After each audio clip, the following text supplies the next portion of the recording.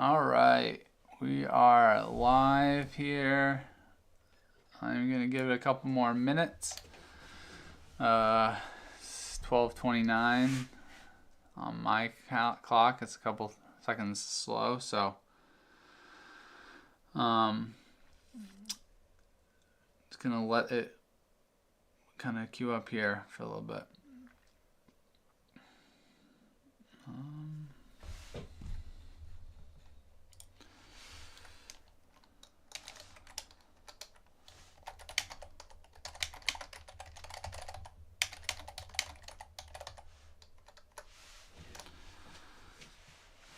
All right, so I am gonna get started now. I've been live for about a minute.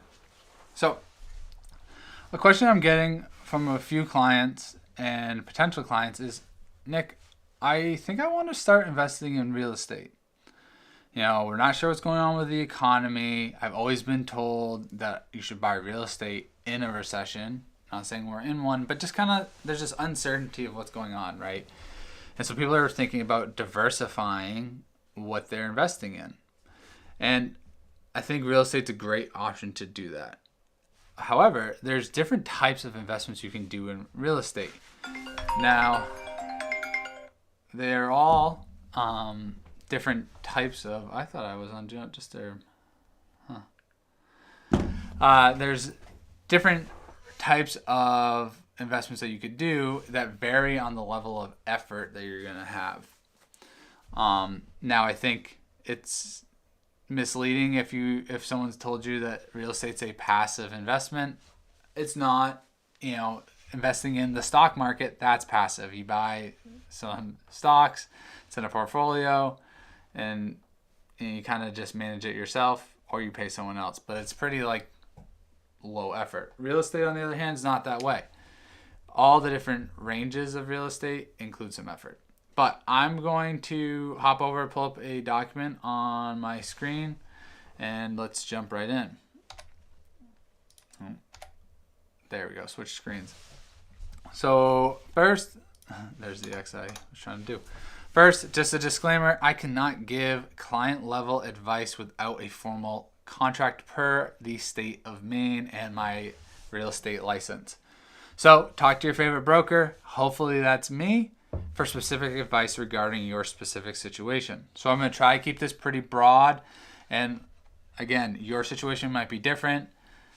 I'd be happy to talk with you and become have a client level relationship, but otherwise take this as general advice. So there's 4 types of investments in real estate, and I think the first one is probably what people have heard the most, is to purchase a small multi-family property. Sorry, I'm going to be typing and talking with my hands. Sometimes it's hard to talk and type at the same time. So this would be a 2, 3, or 4 family property. So this would be like a duplex, triplex, fourplex. Maybe it's a single family with an in-law apartment. But it's a small property where there's more than one living space. There's 2 kitchens. There's usually 2 entrances. Sometimes the utilities, your heat, electric, water are separated. Sometimes they're the same. But that is going to be like a small multifamily. Now, the advantages are you can get a resi mortgage. So you can get a residential mortgage. So, everyday person, it's not, some complicated, you need to go to a specific bank and then you go get a mortgage like you would your regular primary house. So this is good in terms of, if you're financially stable enough and you can check all the financial requirements of the mortgage. It's just relatively the same process that you would go through. And because of that, you can use products either like a conventional, which would be 20 to 25% down, or if you're going to Yeah. Or if you're going to live in the property, you can use one of these low down payment products that the government backs. And again, this is an advantage. They're kind of tied together as you can live in it. You might have heard this as house hacking. I'll put quotes around it.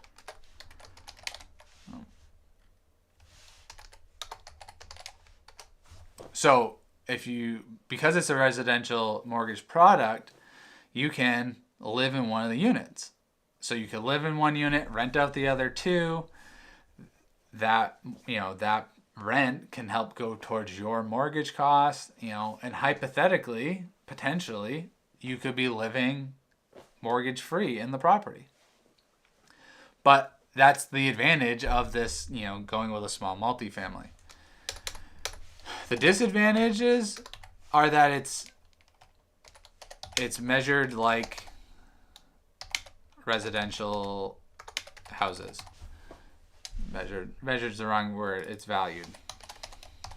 So when you get to small multifamilies, the way the mortgage world works and pricing here in like the real estate market is we look at it's priced like a regular single family house in terms of it's based on comparable sales. So just because one property gets significantly more in rent than another, that's not always taken into consideration. We're in the smaller size property, which can be good and can be bad, especially like when you go to sell, it ruins you may not get the value might not increase as much if you increase the profitability of the property. So that's where there's this disadvantage there. The other disadvantage is it's harder to scale is the wrong word. Scalability. Maybe I spelled that right. And by that, oh, you can't see my screen. This show jumping back and forth. I need to stop doing it.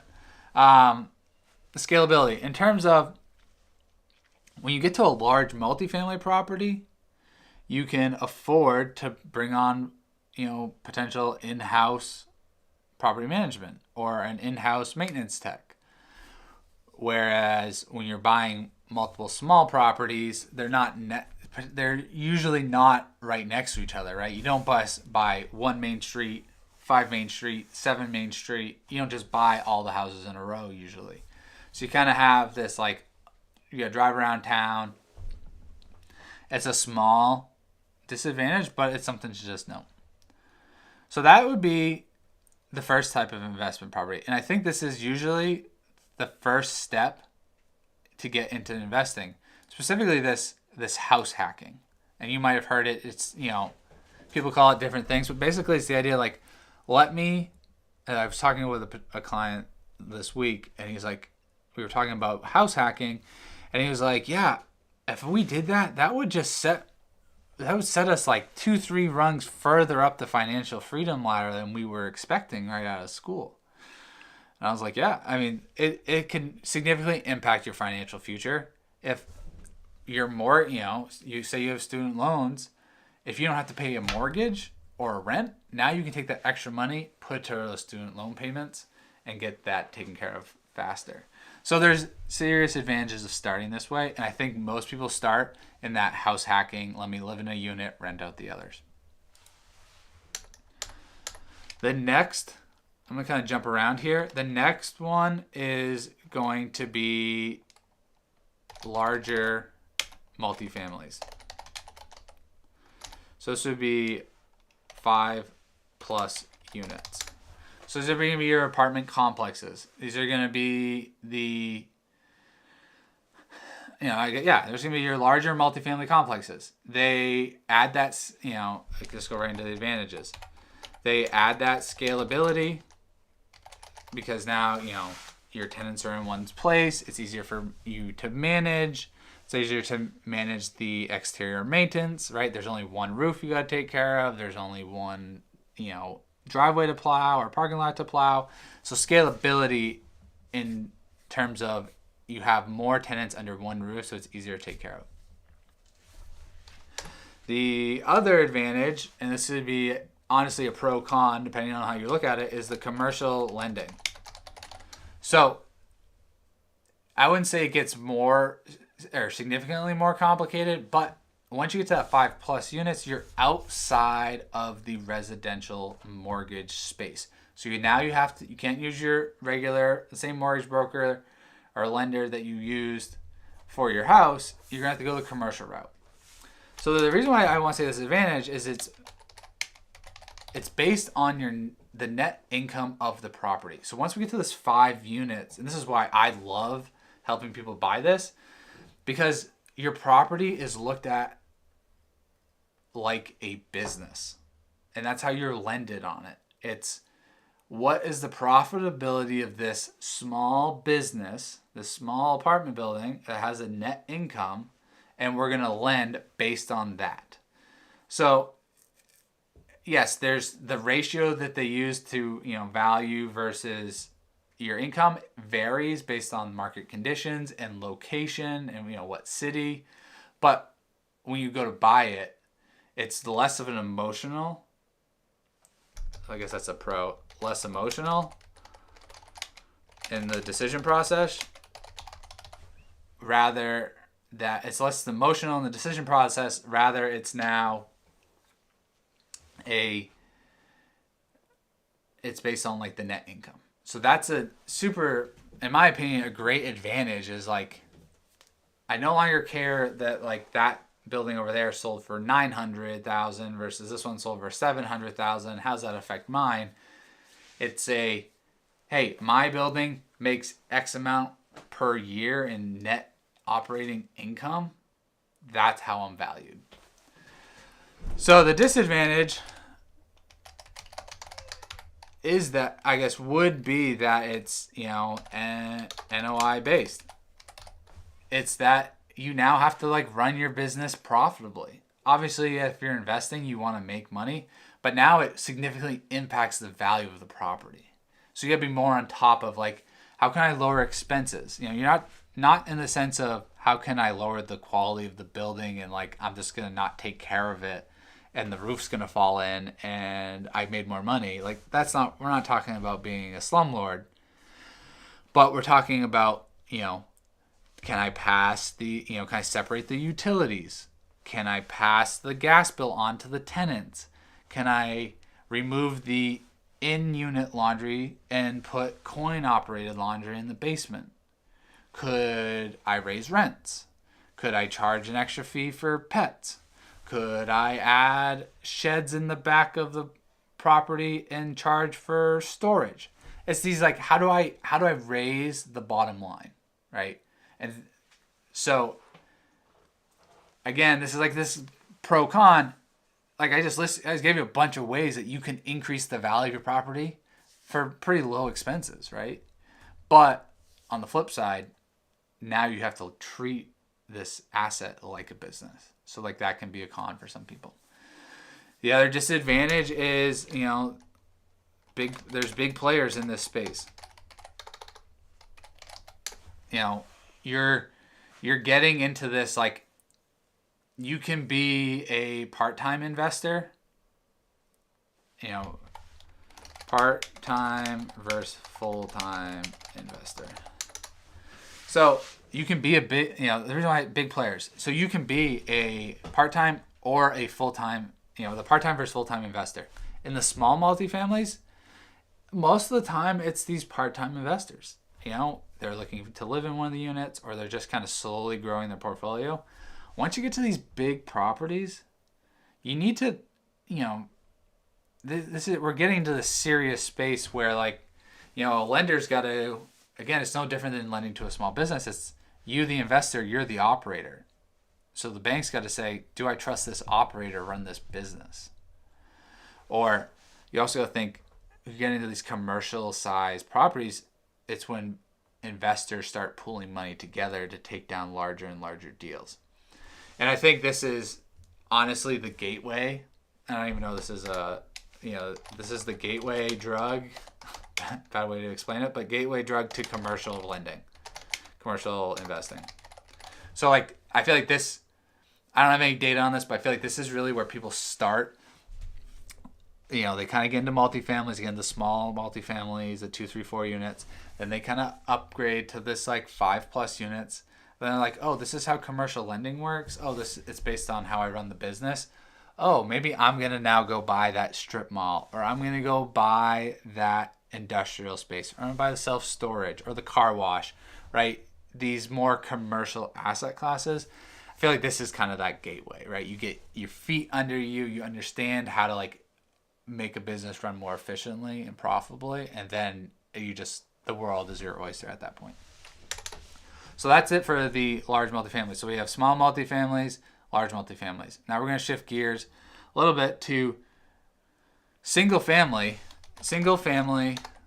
investing, but specifically family, new construction. This honestly is talked about more in large cities like New York, Miami, Toronto, Canada, but in these larger cities. We don't talk about it here in Maine because in Portland, because we don't have a large city. Yes, if you were to drive, this is March 2023, you were to drive through, we have a bunch of, there are cranes up in the sky. That means there's new construction going up. But for most part, it's not talked about. But the advantages of pre-construction investing is you're getting new construction. You're getting, typically, so typically it's a condo and you're getting a new construction. So you're going to have less maintenance, right? It's the brand new sheetrock. It's brand new wiring, new plumbing. And, because of that, there's, in the state of Maine, we have a 12-month builder's warranty. Maybe. I am terrible at spelling, so I apologize. So there's the super advantages here is like you're investing in something that's brand new. It's typically a condo, so again, you're only responsible for inside unit. You're inside your walls. And again, anyone that's ever bought a condo, you'd know that even your property insurance, or the insurance that you have to get from the lender requires you to get, it's apartment condo insurance is different than full house, right? You basically are insured from the studs in, so all the sheetrock, electrical in. But anyway, so that's an advantage there. But the biggest thing is the appreciation. And I don't even major, super important. Like I can't stress this as much. Yes, we can't predict the future, right? We don't know the real estate market. We can't predict where that's going. But if you can get in on a project in the early stages, you have a huge upside on the appreciation.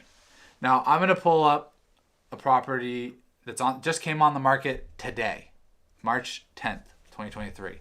So this is a condo. I'm going to jump over to it right now. So this condo, 383 Commercial Street, Unit 501.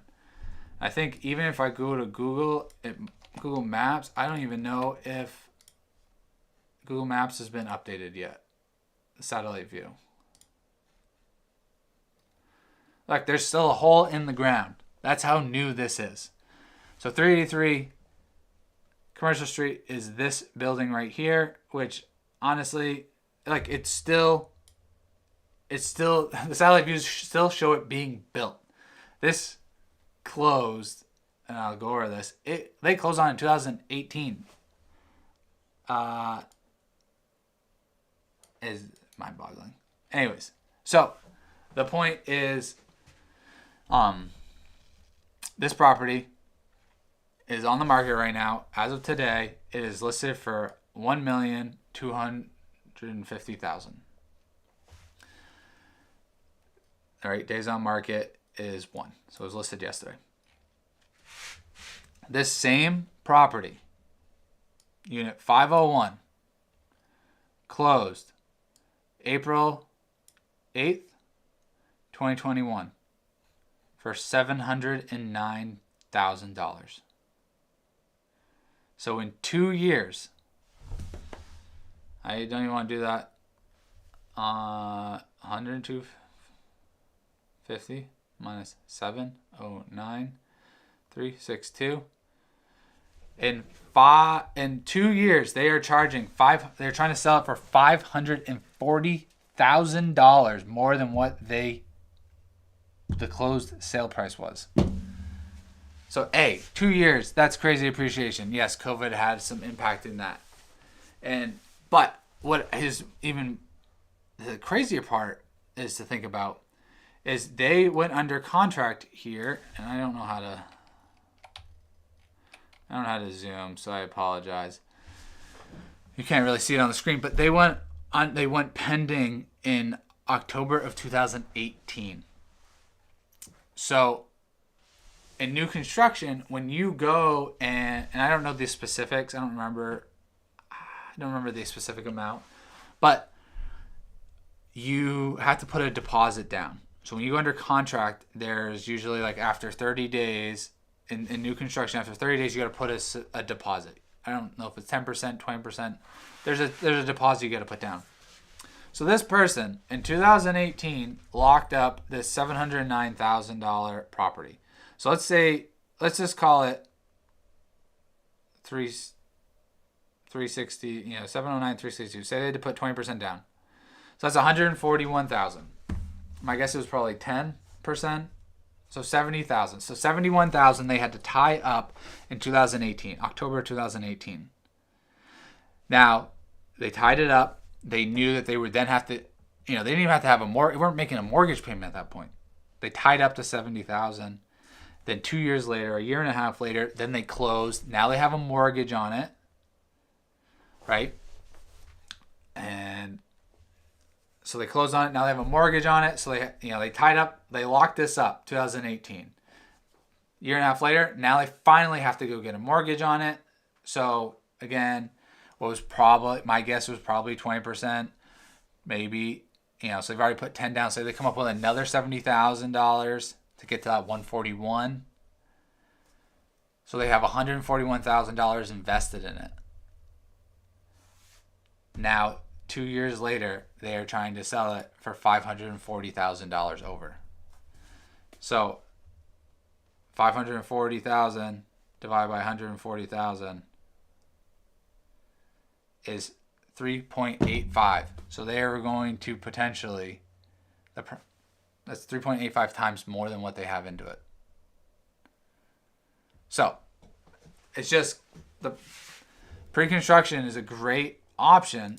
And I'm just going to say, watch the video. Watch the video for that. Sorry. I wasn't typing while talking. But yes, you might be like, well, that's just ridiculous that they're charging that much. To each their own. They're selling units next door in phase 2 building for that same price per square foot, and people are going under contract. The demand's there. Regardless. Pre-construction, you lock it up 2018, a year and a half later, you actually own it. 2 years later after that, they sold it. So we could do the math, but there's a good return on their investment there. So pre-construction is a great, investment tool right there, right? Low effort. They locked it up. There was nothing to even really do for the first 2 years. And then they were either renting it or they lived into it, and then they sold it. It's a great option. The fourth option, and this is where we're kind of getting to that more we're not even going to talk about that today. The other one is a REIT, which is a real estate,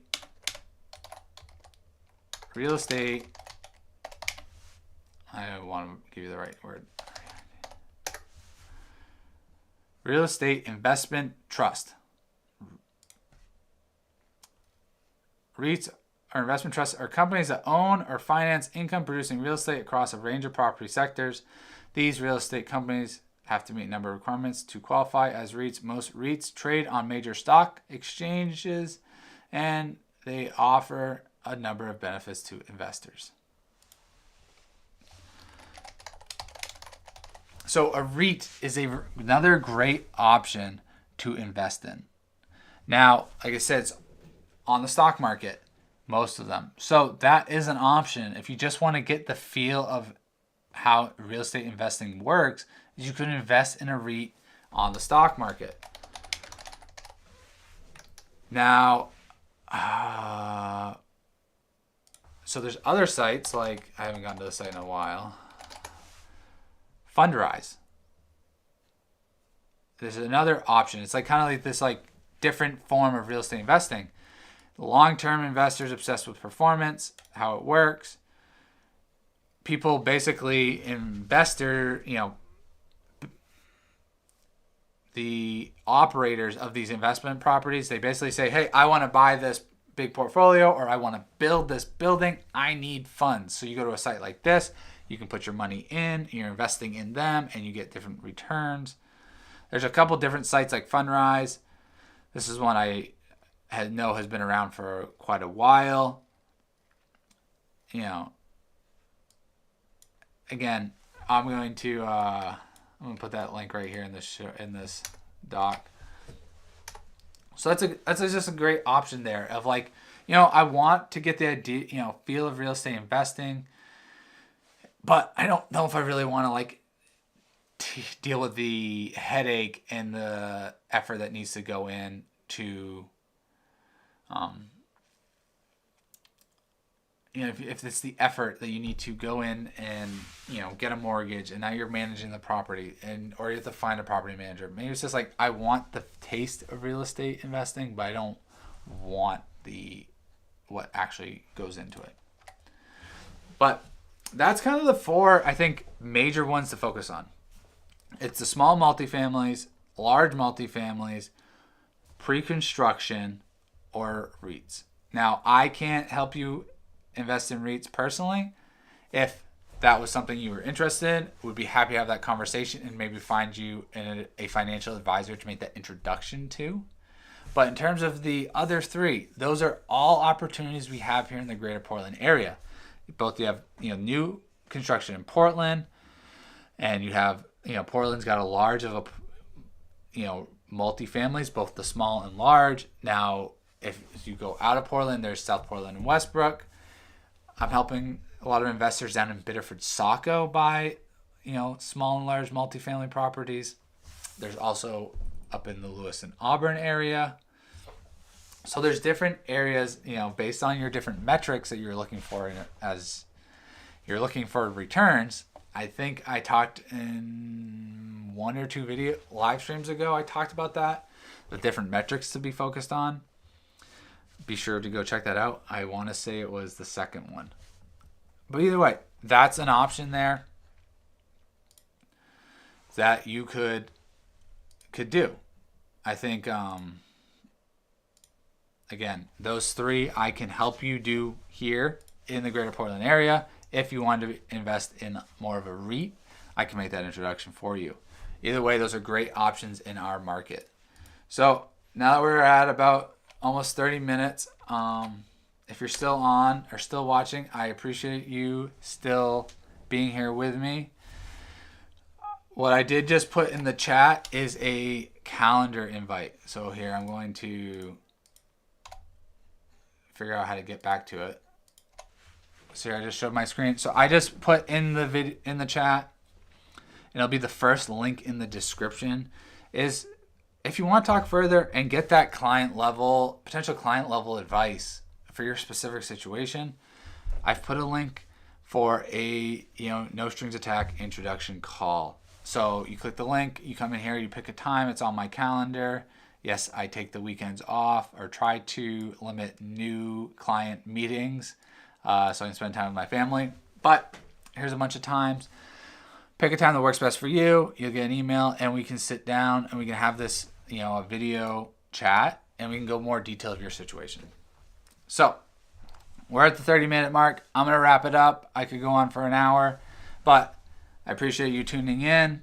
be it live or watching the recording. If you have any questions, either comment below, you can shoot me an email, or book the call. Let's have a chat. It doesn't mean we have to work together. We can just kind of see if we would be a good match. Anyways, thank you for tuning in. Be sure to subscribe to the channel to watch more videos, live streams like this on every Friday. Gonna start getting more content back out on for search-based videos to help talk about the area around Portland. Stay tuned. I appreciate you. Talk soon.